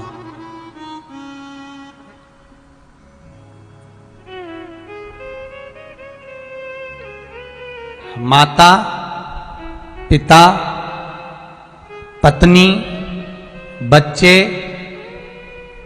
भाई, बंधु, सखा, रिश्तेदार, नातेदार, कुटुंब, कबीला, ये जितना भी मिला है, और मां, नगर, बस्ती, गांव, क्षेत्र, शहर जो मिला है, क्या यह पूर्व का निश्चित रहता है? श्री गणेश जी महाराज माता से प्रश्न कर,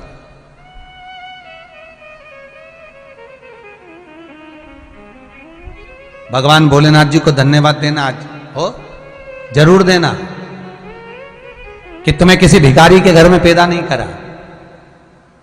भोलेनाथ जी को धन्यवाद देना इस चरित्र को सुनने के बाद कि तुम्हें किसी कटोरा लेकर भीख मांगने वाले के घर में पैदा नहीं करा। आप में से कितने लोग हैं जो पैदा हुए थे तो कुछ लेकर आए थे, तुम्हें तो यह भी नहीं मालूम था कि किसी अच्छे घर में पैदा हो जाओगे, यह भी नहीं मालूम था कि तुम्हारा शरीर पूरा मिल जाएगा। पांव दो, हाथ दो, नयन दो, श्रवण दो, नासिका के छिद्र दो, मुख, जिह्वा, पूरा शरीर भगवान ने अच्छा दे दिया। भगवान को धन्यवाद देना। अगर एक आध पांव मांव तोड़ के भेज देता तो उससे क्या झगड़ा करने जाते ऊपर कि तुमने मुझे पांव क्यों नहीं दिया, तुमने मुझे हाथ क्यों नहीं दिया, तुमने मुझे श्रवण शक्ति क्यों नहीं दी, तुमने मुझे नेत्र क्यों नहीं दिया, क्या झगड़ा करने जाते? नहीं, भगवान को धन्यवाद देना और बहुत बहुत धन्यवाद देना कि तेरी मेहरबानी का, हे प्रभु तेरी कृपा, तेरी दया, तेरी दया इतनी है, तेरी मेहरबानी इतनी है, तेरी करुणा इतनी है कि भोलेनाथ मैंने कौन सा पुण्य करा था जो अच्छे घर में पैदा कर दिया, अच्छा घर दे दिया, परिवार अच्छा दे दिया, पत्नी, बच्चे, कुटुंब, कबीला अच्छा दे दिया और शरीर भी अच्छा दिया। ये तेरी कृपा है, ये तेरी करुणा। मां जगत जननी जगदम्बा गणेश जी से कहती हैं, गणेश विनायक, ये पूर्व निश्चित है कि कौन से मोहल्ले में, कौन सी गली में, कौन सी जगह पर, कौन से शहर में, किस घर में, किस कुल में, किस स्थान पर तेरा जन्म होगा।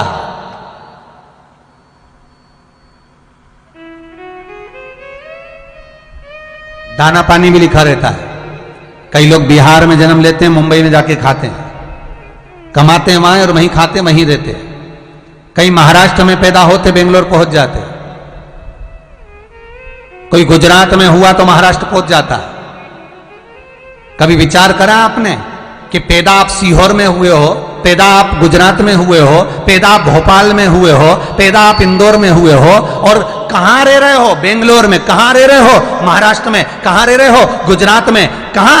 अपना घर, अपना परिवार, अपने माता पिता, अपना कुटुंब कबीला, अपना जमीन जायदाद घर सब छोड़कर आप यहां वहां रहकर अपनी पत्नी और बच्चों को पाल रहे हो, वहां रहकर दो रोटी खा रहे हो, वहां रहकर सर्विस कर रहे हो, नौकरी कर रहे हो, चाकरी कर रहे हो। कभी विचार करा क्यों?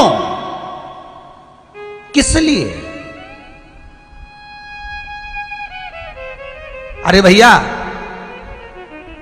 गरुड़ पुराण में एक लाइन आती है, बड़ी सुंदर है। गरुड़ पुराण का 3रा अंश, उसमें यहां तक लिखा है, किसी डॉक्टर को जाकर आप दिखा रहे हो, वो इंजेक्शन लिख रहा है या इंजेक्शन लगा रहा है, उसमें भी आपका कर्म का भाग है, उसमें भी कर्म का भाग है। पूरा शहर छोड़कर इंदौर दिखाने जा रहे हो, पूरा शहर छोड़कर भोपाल, दिल्ली, मुंबई, अपना गांव, अपना नगर छोड़कर वहां के डॉक्टर के पास जा रहे हो, उस हॉस्पिटल में जा रहे हो। क्यों? पुराना है, चुकाना है, वहां तक लेकर जाएंगे, तुमको चुकाना पड़ेगा। मां जगत जननी जगदम्बा पार्वती कर रही है, पूर्व निश्चित है, पूर्व निश्चित। किस गांव में, किस नगर में, किस मोहल्ले में, किस जगह पर आपका जन्म हो रहा है और कहां जाकर आपको कमाना है, कहां जाकर आपको खाना है, कहां जाकर परिवार के साथ में रहना है, किस भूमि पर आपको भोग भोगना है, किस भूमि पर जाकर तुम्हारे प्राण छूटेंगे, ये तक निश्चित है। मृत्यु वहां तक ले जाएगी, जन्म के बाद वो वहां तक भूमि ले जाएगी। कोई कोई तो इंडिया में पैदा हुआ, विदेश में रह रहा है। भारत की भूमि पर रहने के बाद में विदेश में रह रहे हो, विदेश में कमा रहे हो, विदेश में खा रहे हो, वहां रह रहे हो, और कई विदेशी आकर यहां रह रहे हैं। क्यों? क्योंकि वहां का लिखा है अन्नदाना पानी, निश्चित है वहां मिलेगा। हमसे लोग कहते हैं ये इतना बड़ा मंदिर आप बना रहे हो, इतनी गौशाला बना रहे हो, वृद्धाश्रम बना रहे हो, किसी तीर्थ में बनाना था। और तीर्थ में बनाते तो थोड़े रूम बना लेते तो किराए से चले जाते तो अच्छा चलता। ज्यादातर लोग ऐसे ही बनाते हैं। यहां जंगल में कौन आएगा? सीहोर से भी 9-10 किलोमीटर दूर, कोई बड़ा शहर भी नहीं है, आष्टा भी 30 किलोमीटर दूर, कौन आएगा यहां? भैया यहां होटल के रूम नहीं है, यहां रुकने की व्यवस्था नहीं है। यहां है तो मेरा कुबेरेश्वर महाराज, यहां है तो मेरा भोला भंडारी, गौ माता और वृद्धाश्रम। आओ, सेवा करो, चाकरी करो, दर्शन करो, स्मरण करो, रुको 2 घंटा, 4 घंटा, 8 घंटा, 10 घंटा खूब भजन करो और अपने घर जाओ, रोटी खाओ, चक्रो। क्यों आना था भोले बाबा को यहां?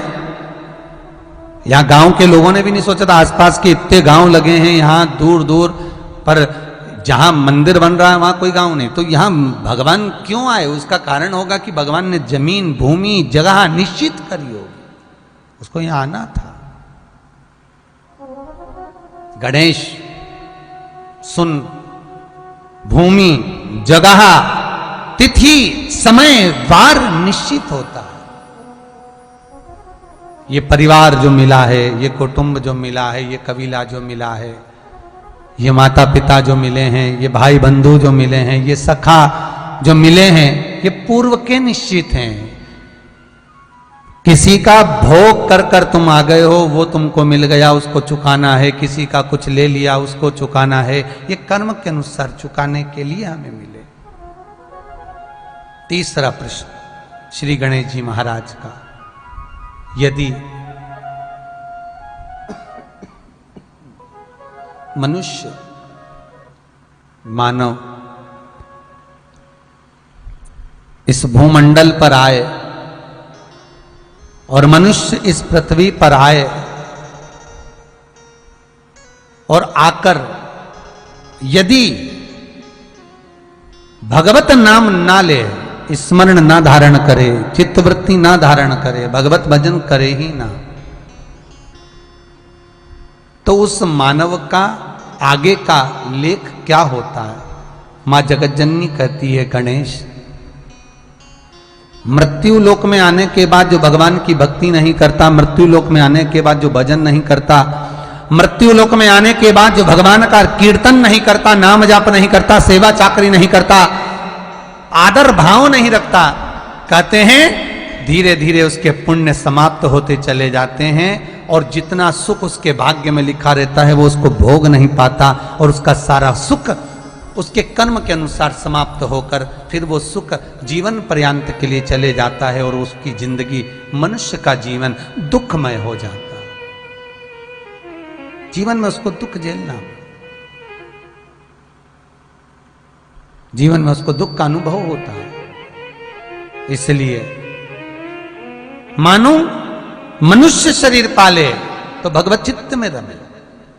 भगवान गणेश जी महाराज माता को प्रणाम करते हैं, भीतर भोजन करने जाते हैं, रिद्धि सिद्धि शिव और पार्वती को भोजन कराती हैं, फिर श्री गणेश जी महाराज को भोजन कराती हैं।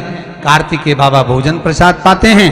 समय आता है आगे का आनंद पाते हुए श्री गणेश जी महाराज बड़े प्रेम से आनंद से मां जगतजननी के साथ में आज जगत भ्रमण को जाते हैं मां के साथ। और माता के साथ में जब भ्रमण पर गए श्री गणेश जी महाराज,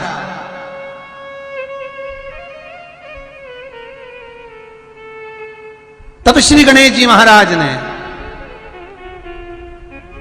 रिद्धि सिद्धि को साथ ले जाते समय एक प्रश्न किया और रिद्धि सिद्धि भगवान गणेश जी महाराज के चरणों का अनुमोदन करती हैं। मां जगतजननी रिद्धि सिद्धि और गणेश जी को छोड़कर चली जाती है।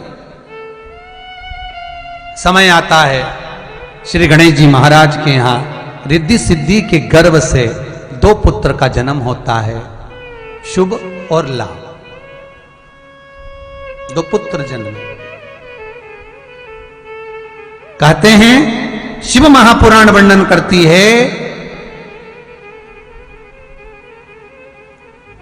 अमरनाथ जी की गुफा में जब दर्शन करने जाते हो आप लोग तो उसके पहले एक स्थान पड़ता है। उस स्थान पर माता रिद्धि सिद्धि ने घोर तप करा था, साधना करी थी। माता रिद्धि सिद्धि ने कहा ओम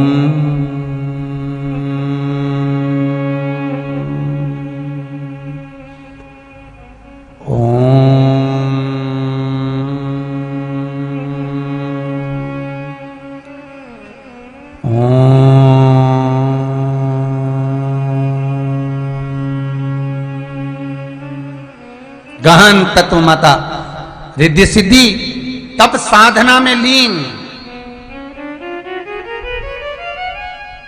गौर तप करना, गौर तप।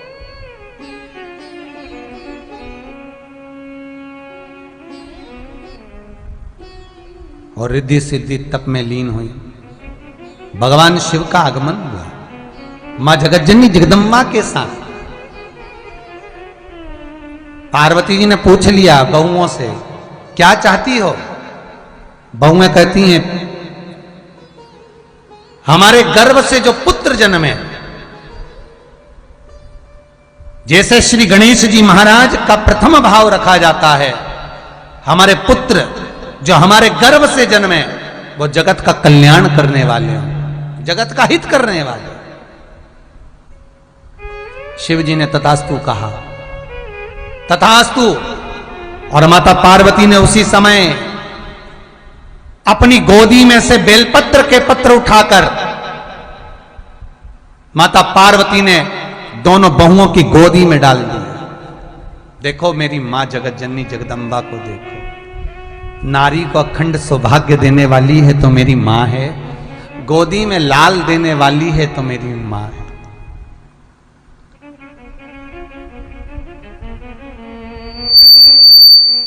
जीवन का सुख देने वाली है तो मेरी मां दे रही है। कहे चलिए रिद्धि सिद्धि की गोद में भी लाल दे रही है, रिद्धि सिद्धि की गोद में भी संतान दे रही है। संतान का सुख देने वाली है मां, अखंड सौभाग्य देने वाली है मां। जीवन का सारा सुख अगर दे सकती है तो मेरी मां जगतजननी दे सकती है। रिद्धि सिद्धि के घर में 2 पुत्र हुए, शुभ और लाभ। एक बार रक्षाबंधन का त्योहार है, या माता लक्ष्मी निकल कर जा रही थी।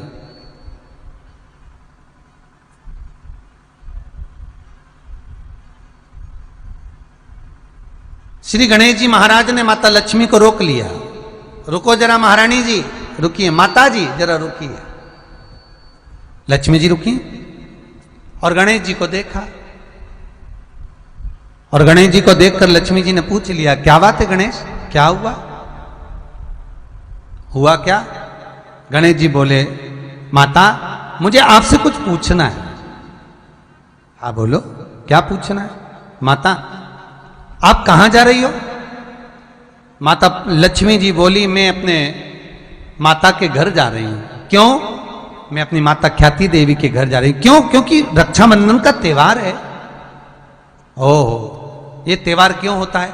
लक्ष्मी जी ने सारा प्रसंग सुनाया। इसी त्योहार के बल पर मैं अपने पति को वामन अवतार में जब भगवान ने राजा बलि को वर दिया था कि मांग तुझे क्या चाहिए, राजा बलि ने भगवान को द्वारपाल बना दिया था, तब मैंने राजा बलि के हाथ में रक्षा का सूत्र बांधकर अपने पति को काल से छुड़ाकर लेकर आई थी और राजा बलि के दरवाजे से द्वारपाली से छुड़वाकर मैं अपने पति को लेकर आ गई थी। गणेश जी महाराज पूछ रहे हैं आप कहां जा रही हो? तो मैं रक्षाबंधन का त्योहार है इसलिए जा रही हूं। कहां जा रही हो? मायके। वहां क्यों जा रही हो? मेरे भाई को राखी बांधना है। मेरा भाई है दाता और विधाता, लक्ष्मी जी के भाई का नाम दाता और विधाता, उनको राखी बांधना है। मां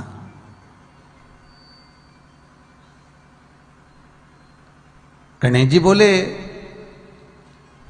दाता और विधाता से राखी बंधवाना है, राखी बांधना है? हाँ। गणेश जी तुरंत माता पार्वती के पास गए। मां मां मां बोली हाँ क्या बात है? मां हमारे हस्त कमल पर भी कोई राखी बांधे, ऐसी हमारी बहन प्रकट हो, ऐसी हमारी बहन प्रकट हो। माता पार्वती ने कहा ठीक है, और माता पार्वती उसी समय पर भगवान शिव को लेकर नंदनवन के लिए चली। और नंदनवन में माता पार्वती जब भगवान शंकर के साथ में काशी में पहुंची हैं, नंदनवन में पहुंची हैं, मां बैठी हैं, भगवान शंकर को जाना पड़ा है। माता पार्वती ने एक वृक्ष सामने देखा अशोक का, और माता पार्वती ने भगवान शिव से पूछा भोलेनाथ आप हमें छोड़कर कहां जा रहे हो? शंकर भगवान बोले तुम यहां रुको, पार्वती अगर तुम्हें कुछ चाहिए तो इस वृक्ष से मांग लेना, ये आपको प्रदान कर देगा। माता पार्वती बैठी एकांत में, एकांत को समाप्त करने के लिए माता पार्वती ने सामने जो वृक्ष था अशोक का, उससे हाथ जोड़कर निवेदन करा, हे अशोक के वृक्ष, हे अशोक के वृक्ष, आप हमारे एकांत को मिटाने के लिए इस वृक्ष से कन्या को प्रकट करिए। और अशोक के वृक्ष में से कन्या निकलकर बाहर आती है जिसका नाम अशोक सुंदरी होता है। अशोक सुंदरी के साथ में मां जगतजननी जगदंबा विराजमान होती हैं। ये प्रसंग आपको पहले भी कथा में कहा। माता अशोक सुंदरी को लेकर जाती हैं, गणेश जी के हस्त कमल पर अशोक सुंदरी रक्षा का सूत्र बांधती है। समय आता है जो प्रसंग माता पार्वती से गणेश जी ने कहा था, वही प्रसंग रिद्धि सिद्धि और गणेश जी से शुभ और लाभ ने कहा था, वही प्रसंग। आज शुभ और लाभ माता रिद्धि सिद्धि के साथ भगवान गणेश जी के पास आकर बैठते हैं और गणेश जी महाराज से कहते हैं पिताजी हमारी कोई बहन नहीं है जो हमारे हाथ पर रक्षा सूत्र बांधे। तब भगवान गणेश जी महाराज के भाव प्रकट हुआ। कितनी सुंदर प्रसंग शिव महापुराण में आता है, शिव कथा के अंतर्गत आता है कि घर में बेटा होगा जो एक कुल को तारेगा और घर में बेटी होगी वो 2 कुल को तारेगी। उसके बाद भी दुनिया के लोगों को बेटा प्रिय है, उसके बाद भी दुनिया के लोगों को बेटा प्रिय है जो एक कुल को तारे,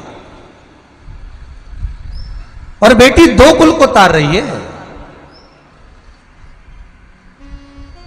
बेटे का जन्म होता है तो माताएं बड़ी प्रसन्नता में आकर बताती है, अरे जीजी छोरा हुआ है, अरे जीजी लड़का हुआ है, बेटा हुआ है महाराज। और बेटी का जन्म हो जाए मुंह से आवाज नहीं आती है। वो जो डोलची है ना दूध की, चाय वाली डोलची जो हॉस्पिटल में लेकर जाते हो, वो टंगल जब ज्यादा हिले तो समझ लो कि लड़का हुआ है, और वो टंगल बिल्कुल नहीं हिले, डोलची बिल्कुल नहीं हिले, समझ जाना बोल भले नहीं रही पर लड़की हो गई है, बोलना ही नहीं पड़ता। महाराज बेटा 1 कुल को तार रहा, बेटी 2 कुल को तार रही। इसलिए शिव महापुराण की कथा कहती है बेटा भाग्य से होता है, और बेटी भाग्य को 100 गुना करो,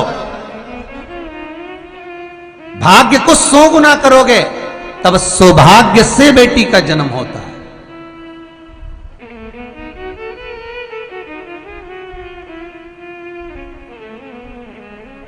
और बहुत ध्यान देना महाराज, फिर निवेदन करूंगा, जो पहले कहा आज फिर कह रहा हूं, जो पहले कहा है वो आज फिर कह रहा हूं। जन्म, मरण और परण, 3। जन्म, मरण और परण, ये 3 मेरे शंकर के हाथ में है। जन्म कहां होगा, किस घर में होगा, किस जगह पर होगा, कौन से नगर में, कौन से गांव में, कौन बस्ती में, किस जगह पर पैदा होगे, जन्म होगा, ये वो निश्चित करेगा। जन्म, मरण, कहां पर मृत्यु लिखी गई है, कहां मौत होगी, कहां प्राण जाएंगे, ये भी उसने निश्चित करा है। मरण, परण, विवाह, खूब देखकर अच्छे संबंध करा, लड़की खुश रहेगी, खूब पैसा है साहब, अरे क्या संधि मिला, क्या वीआई मिला, खूब पैसा, खूब पैसा। कितना देखा था समुद्र देवता ने लक्ष्मी को विवाह करने से पहले,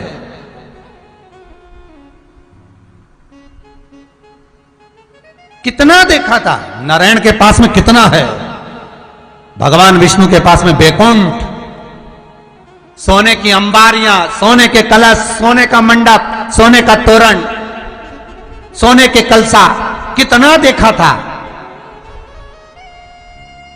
पर समुद्र देवता को यह मालूम था कि लक्ष्मी जी चरणों में बैठी मिलेगी।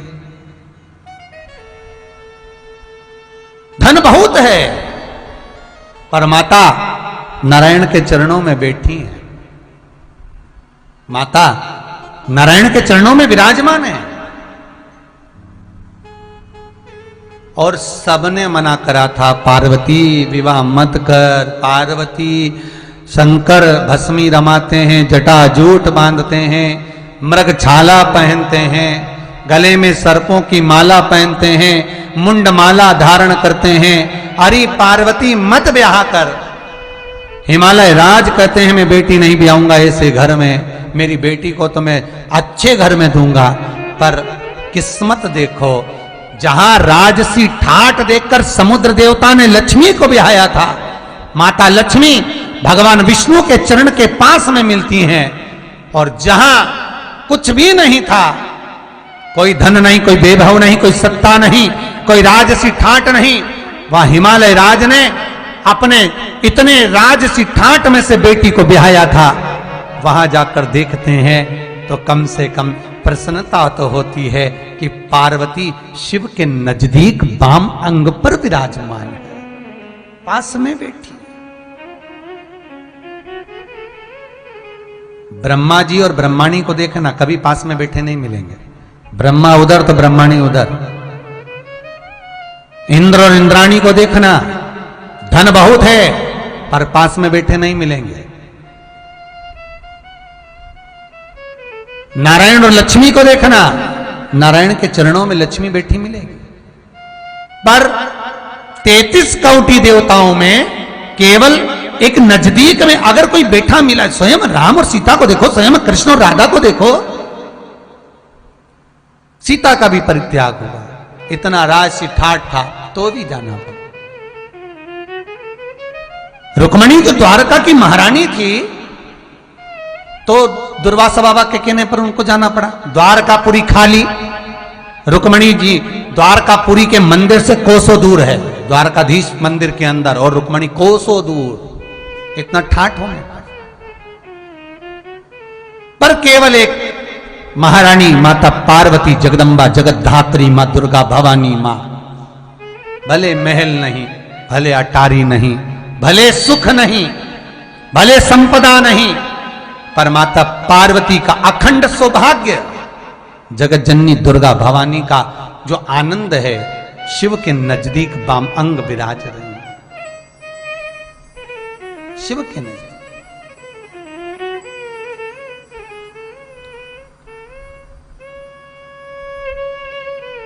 और दे मां नजदीक बैठी, तो ये ना सोचें कि बेटी को अच्छा घर देखना है, अच्छा बंगला देखना है, गाड़ी देखना है, बेटी को सारा सुख देखना है, ये ना देखे।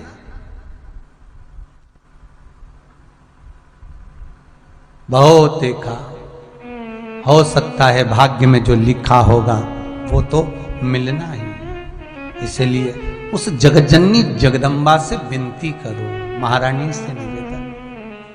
भगवान गणेश जी महाराज के सम्मुख आनंद पाए, रिद्धि सिद्धि ने साधना करी, तप करा, और तप साधना कर कर आज शुभ और लाभ जब निवेदन करे हैं, श्री गणेश जी महाराज से विनय करे हैं, तब गणेश जी महाराज रिद्धि सिद्धि को पास में बिठाकर हस्त कमल रखकर और भगवान गणेश जी और रिद्धि सिद्धि की साक्षी में शुभ और लाभ के हस्त कमल पर रक्षा सूत्र बांधने के लिए भगवान गणेश जी महाराज ने अपने शरीर से, अपने हृदय चित्त से एक कन्या को प्रकट करा, जिसका नाम संतोषी हुआ।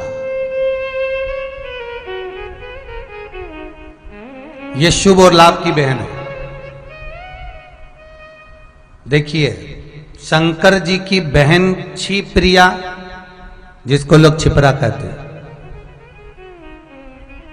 गणेश जी की बहन अशोक सुंदरी, जया, विषहरा, शामरीवारी, दो तली,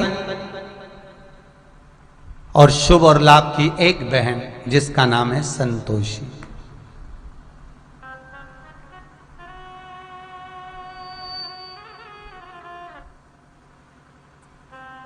बड़ी सहज, बड़ी सरल।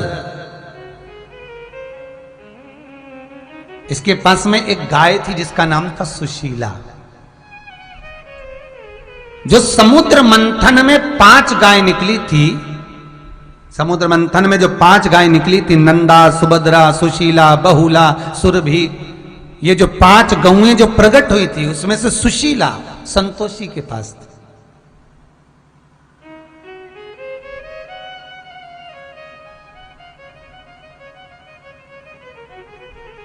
शांत चित्तवृत्ति, धीर, नमन।